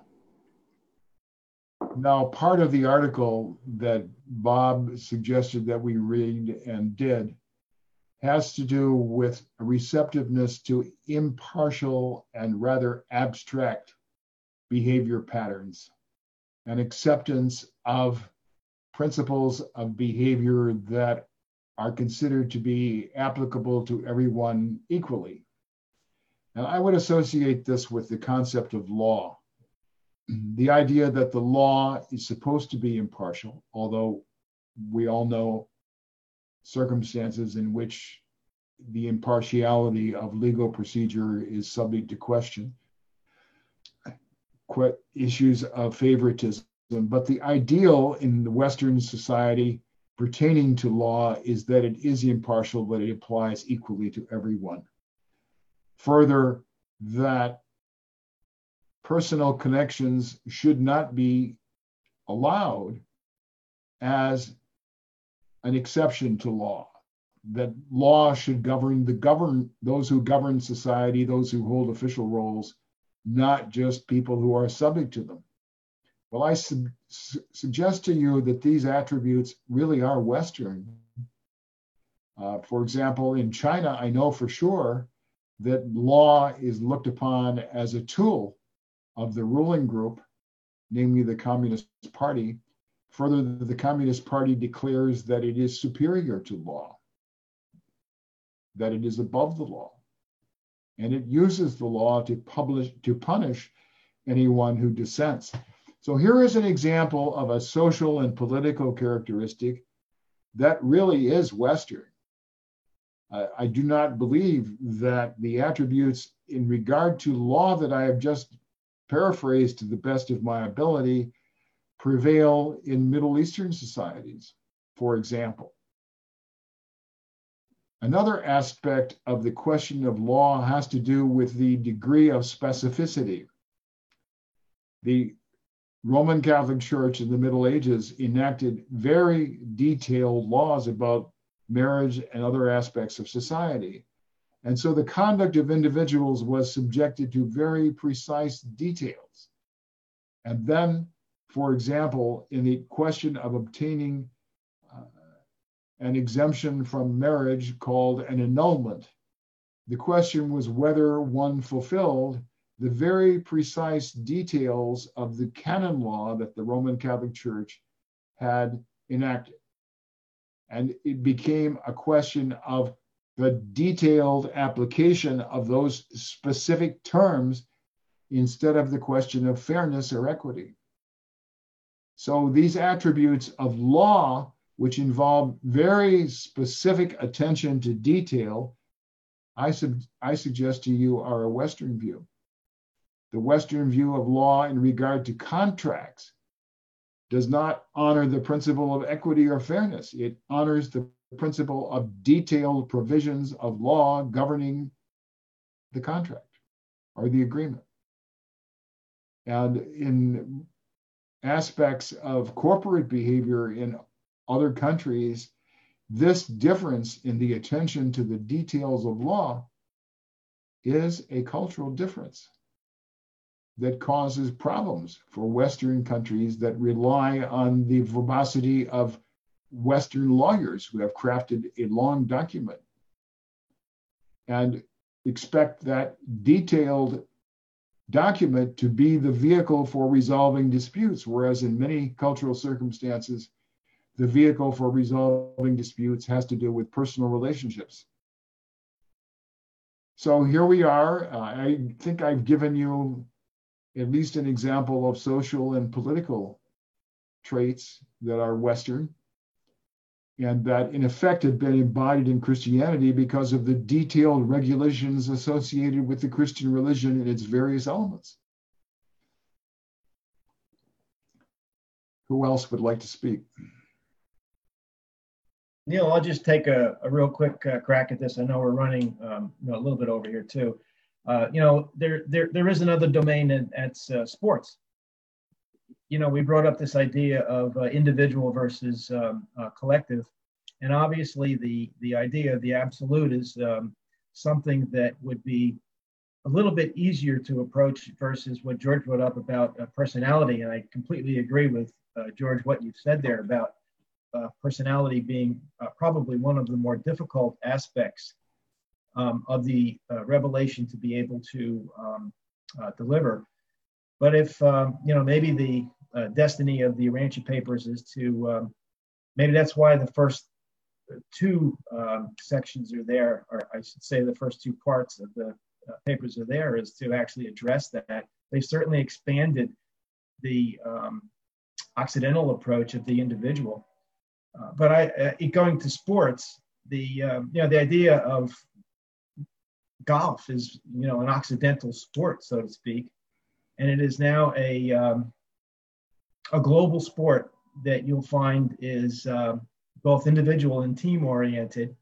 And I think that we're going to probably find something like that. It might not be golf. I'm just bringing that up as an example that I'm seeing that may have a vector for these ideas to be approached. Over. Thank you. I think that the discussion today has been very interesting. I believe that there are other elements of the second question on the list that we could explore during our webinar next week, and that therefore it is best to congratulate all of you on participating in a very interesting discussion, and state that we will resume our consideration of the second question next week. Thank you, ladies and gentlemen. Thanks, Neil. Goodbye, everybody. Thank you. Bye, everybody.